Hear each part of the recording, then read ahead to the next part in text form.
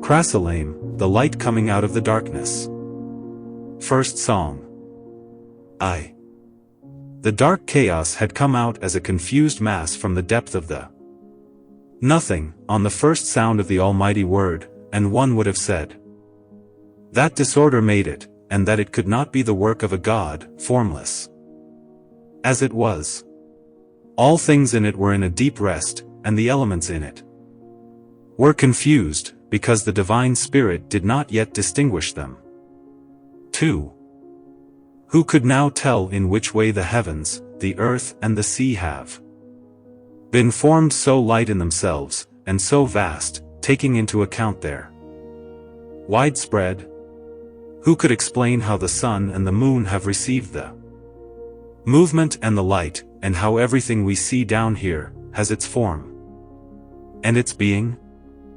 Who could eventually understand how everything has received its own denomination, has been animated by its proper spirit, and while coming out of the impure and unordered mass of the chaos, has been regulated by a law, a quantity and a measure? 3. O you, children and imitators of the divine Hermes, to whom the science of your father showed the nature discovered, only you know how this immortal hand has formed the earth and the heavens out of this formless mass of the chaos, since your great work shows clearly that God has created all things in the same way that your philosophical elixir is made. 4. But it does not belong to my weak pen to draw such a great picture. I am only a puny child of the art, without any experience. It is not that your savant writings didn't superscript 1t make me perceive the real goal one should go for. Nor that I don't superscript 1t know this Ilias, which has in it all we need, as well as this admirable composite through which you could bring the virtue of the elements from power to act. V. It superscript 1s not that I do not know your secret Mercury, which is no other than a living, universal and innate spirit, which, in the form of airy vapor, comes down ceaselessly from heaven to earth in order to fill its porous belly, which then is born in the middle of impure sulfurs, and while growing, changes nature from volatile to fixed, giving itself the form of a radical fluid. 6. It is not that I do not know yet, that if our oval vessel is not sealed by winter, it will never be able to keep the precious vapor, and that our beautiful child will die at birth, if it is not promptly rescued by an industrious hand and by the eyes of a lynx, since otherwise it will not be able to feed on its first humor, to the example of man, who, after feeding on impure blood in the mother superscript 1s womb, lives on milk when he comes on earth. 7. Even if I know all these things, I do not dare yet to prove them to you, the errors of others always making me uncertain. But if you are more touched by pity than by envy, dare to remove from my mind all doubts which embarrass it, and if I can be happy enough to explain distinctly in my books all which concerns your majesty, make, I conjure you, that I have from you. As an answer, work hard, since you know what has to be known. Second Song. How much are men, who are not advanced in Hermes superscript 1s school, wrong, when with a greedy spirit, they attach to the sound of the words. It is ordinarily believing those vulgar names of quicksilver and gold they go to work, and it si with common gold that they imagine, through a slow fire, to eventually fix this fugitive silver. 2. But if they could open the eyes of their mind to understand well the hidden sense of the authors, they could clearly see that the gold and the quicksilver of the vulgar are destitute of this universal fire, which is the real agent. This agent or spirit leaves the metals when they are in the furnace, exposed to the violence of the flames, this makes that the metal outside of its mind and with this spirit removed, is only a dead and immobile corpse. 3. It is another mercury and another gold that Hermes heard about, a humid and warm mercury, always constant in the fire. A gold which is all fire and all life.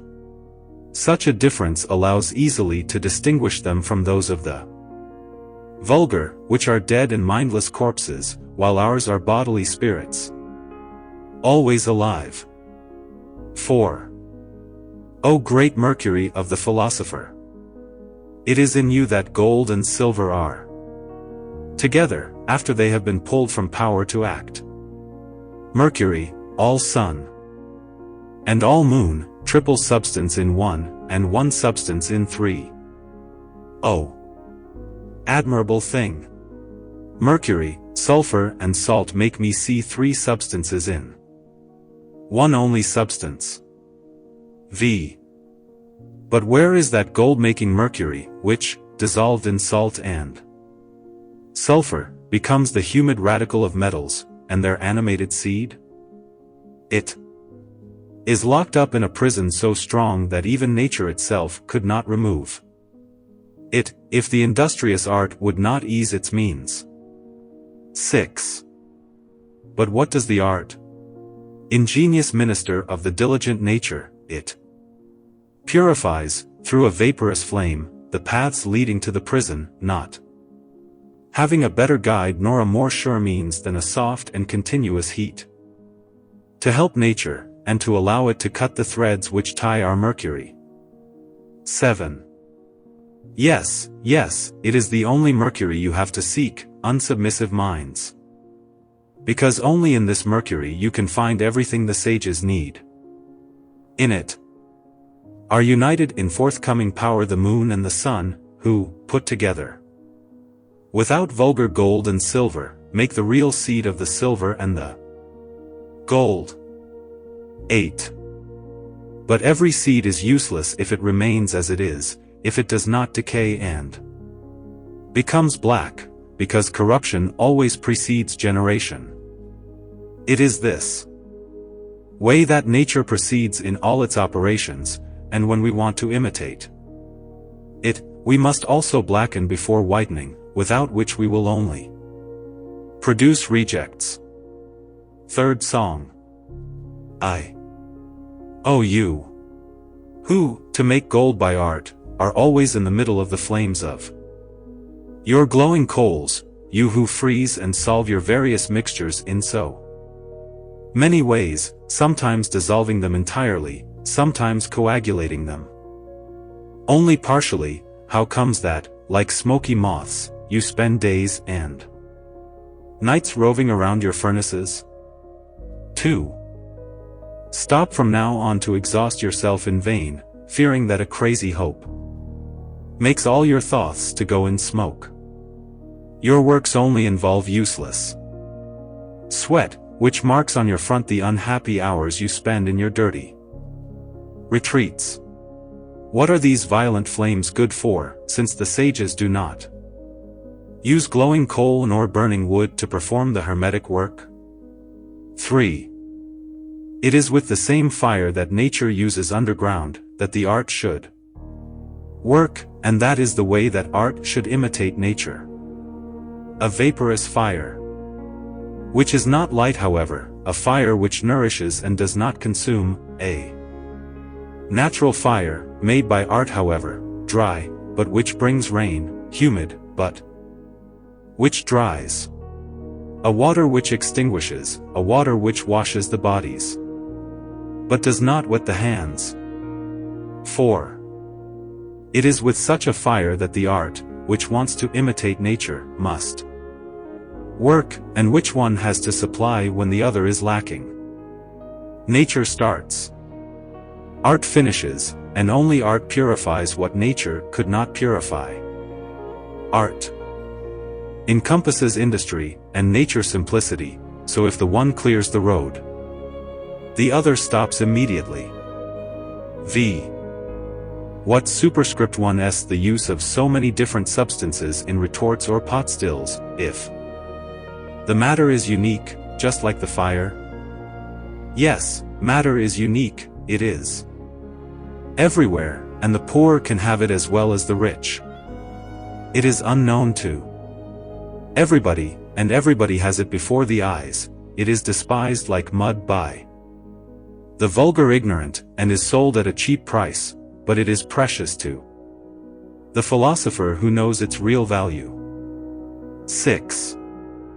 Its superscript 1s this matter, disdained so much by the ignorance, that the savants look after with care, because in it is all they can desire.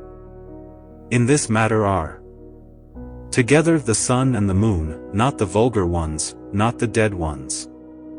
In this matter is enclosed the fire, from which these metals get life. It is this matter which gives the fiery water, which also gives the fixed earth. It is finally this matter which gives all what superscript 1s necessary for an enlightened spirit. 7. But instead of considering that one only compound is sufficient for the philosopher, you enjoy yourself, stupid chemists, to put several products together, and instead of the philosopher, who boils, with a gentle and solar heat, in a single vessel, a single vapor which thickens slowly, you put 1,000 different ingredients together, and instead of God, who made all things from nothing, you debase everything to nothing. 8. It is not with the soft gums, nor with the hard excrements, it is not with blood or human semen, it is not with green raisins nor with herbal quintessences, strong waters, corrosive salts, nor with Roman vitriol, not with arid talcum, nor impure antimony, not with sulfur or mercury, not even with the vulgar metals themselves that an able artist will work at our great work. 9. What superscript 1 the use of all those mixtures? Because our science encloses the whole magistery in one root, which I made you know already, and perhaps more than I had to. This root contains two substances, which have only one essence. However, and these substances, which are initially only gold and silver in power, become eventually gold and silver in act, provided we can well equalize their weights. X. Yes, these substances make actual gold and silver, and through the equality of their weights, the volatile is fixed in golden sulfur. O luminous sulfur! O real animated gold! I adore in you all marvels and all virtues of the sun, because your sulfur is a treasure, and the real foundation of the art, which ripens in elixir what nature only brings to the perfection of the gold.